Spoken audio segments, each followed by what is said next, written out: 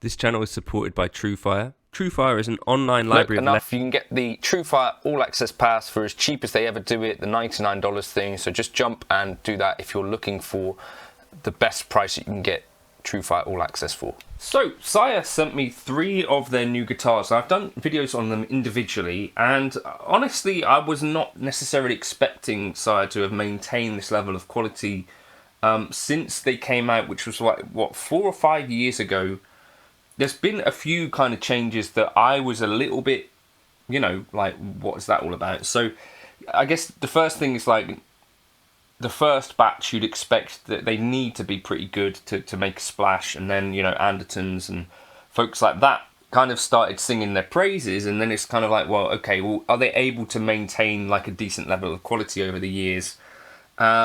And I think they've managed that pretty well. I mean, let folks know in the comments what your experience of Sire guitars has been, because I do think I've obviously played, I don't know, maybe 15 of them, but that's not, you know, like a pimple on the arse of how many actual Sires are out there. So you folks who've tried one, let people know in the comments. The other thing that's happened is that these were initially based on guitars that Larry Carlton had played, and definitely there's been some, you wouldn't really call it mission creep at this point, like it's mission, it's just a totally different mission. They got like headless Larry Carlton guitars, they got this PRS sort of style guitar, they got heavy sort of crazy looking metal machines.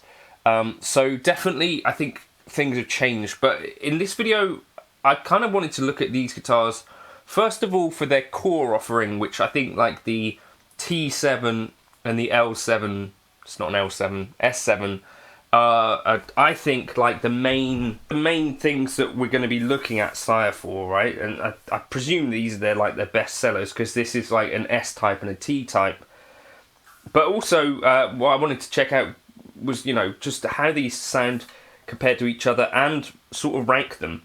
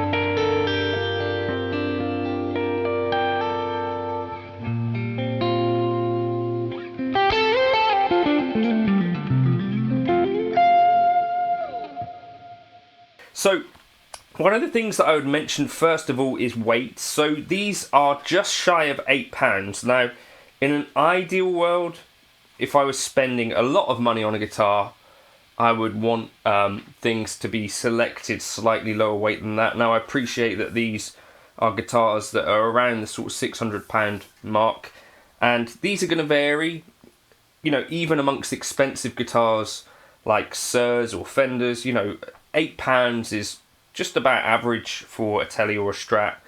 I think if you're being more selective with the wood, you can get that down to £7.5, £7. Yeah, that's to me like a bit of a nitpicky thing. Now, the Red Sparkle is actually chambered, I believe, and this does come in at about £7 and 7 ounces. So that's kind of a nice mid-weight guitar. Let's talk about, I guess, necks first of all. So I would say that this one has the best looking wood on the neck. This one's a bit more sort of plain. This has a little bit of flame to it. Both of these have amazing upper fret access, you know, for a Strat or a Teletype. Clearly borrowed from the Sire playbook. Slightly on the super Stratty, super Tele-ish vibe, but with pretty tame pickups.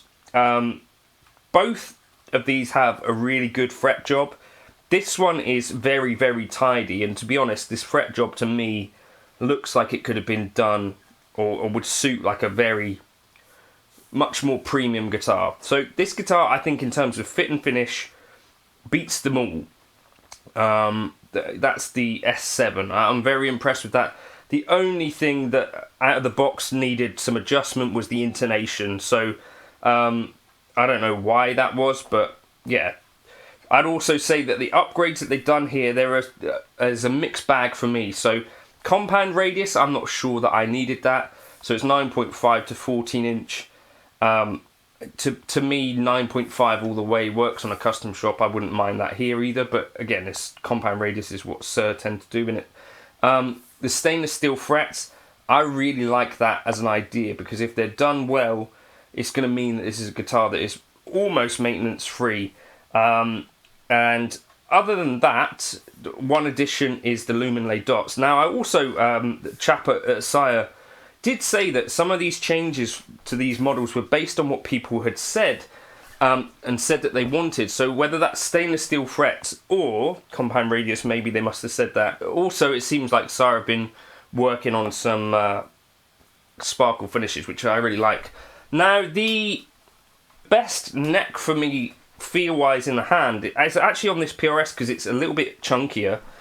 I will say another thing I really love about this guitar, you know, normally PRS guitars don't have this kind of setup. From memory, at least. Maybe I'm just remembering wrong. But I like what they've done with this 5-way switch.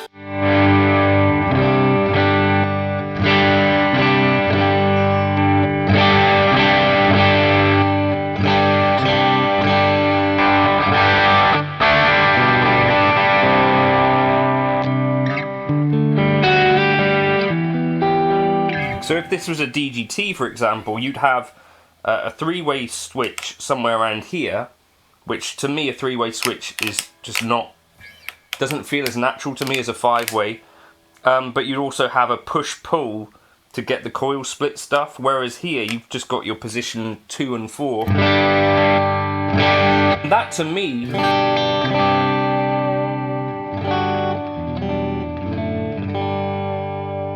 really stood out to me, this guitar. So it's got also like a matte finish neck, which is lovely. I think it's an ebony fretboard, although it does look a little bit light for ebony. But I don't know, maybe ebony, the shades are all over the place as well. This one, the fretwork is not, like there's tooling marks on the fretboard and stuff like that, so it's not as tidy overall as the other two, but it's a bit more unique.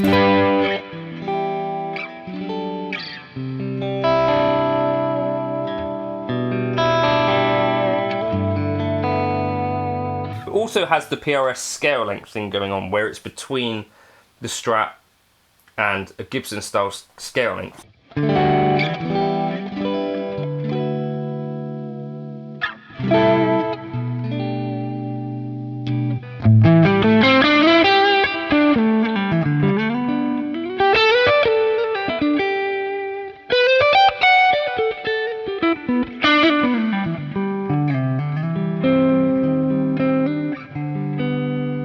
yeah, so to me this one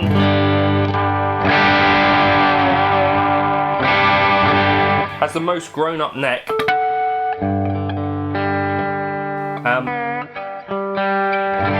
If I was going to be gigging this, I think I'd take it to a tech just to make sure that that nut cut properly.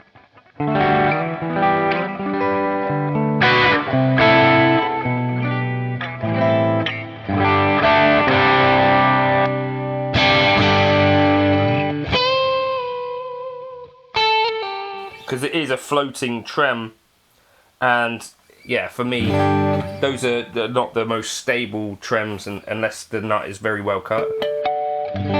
Got locking tuners and stuff like that, so you're going to assume that that's going to be right. So in terms of actual ranking then, let's do this. I think, so this is not to diminish any of these guitars, because I think actually they're all, to me, very, very, very good guitars, especially considering the money. And I do think they've made meaningful upgrades.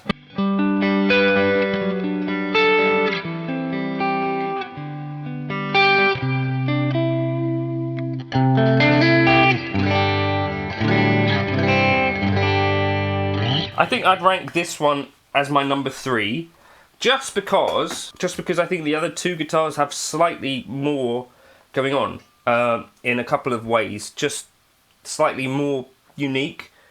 But this is a fantastic playing guitar, fantastically comfortable. The only negatives for me, and I'll try and get you a close-up of this, I did show in the first video, is that there's like a little bit of sloppiness around the 4th and 5th fret. In my second place, I think I'd put this guitar. This is kind of a hard one because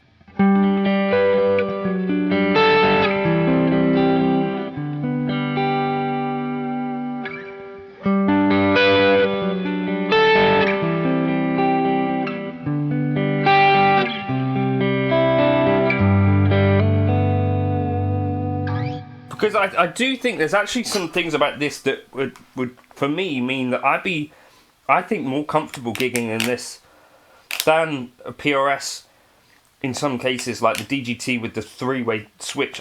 I do think that this is great for that, and I also really like this neck shape, which is a bit more comfortable, sort of full C, medium to full, whereas the other two are like a little bit skinnier. So this is at number 2, but again, as I say, and lighter weight, so this is like 7 pounds, 7 ounces ish.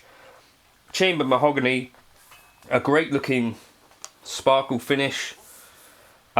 This one doesn't have stainless frets either, as far as I can tell. So yeah, that's worth noting. And then I put this top of the list because to me this one out of the box is just incredibly impressive.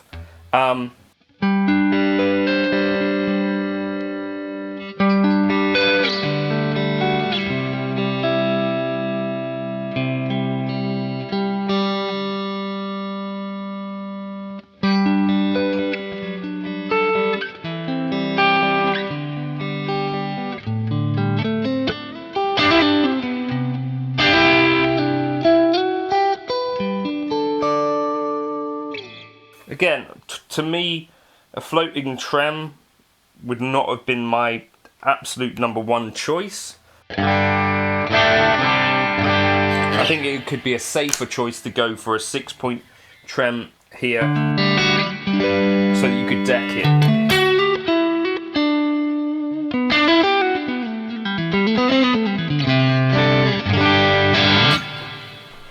So that's my kind of ranking of these guitars. And I should also say that I've not had with any of these guitars. I know some people definitely in the past, and I'd noticed on some guitars with Sires, would come off with you know, black stuff on their fingers because the frets were not so polished, and as you were playing it, you were sort of polishing the frets and getting some of that residue on your hands. I've not noticed that with any of these, and yeah, I'm impressed by them. And you know, Sire said they've been listening to what players want, and I do think, the evidence kind of shows that they have. So yeah, hopefully I might get to check out some more of them. But in any case, I'm very pleased with these. Sire was one of those brands that I kind of sort of was just very impressed by quite early on, and I started off skeptical, bought a Sire bass and then bought some of their guitars, and they've sent me some since, but it's one of the first sort of brands that kind of got me into this idea that, well, if you stray outside of some of the more traditional names, you can actually get guitars that are very well spec'd, that actually are respectable, great playing instruments, and may even, I think, compete with guitars 2, 3, 4 times the price. Yeah, I don't know, let me know your thoughts in the comments. Cheers for stopping by.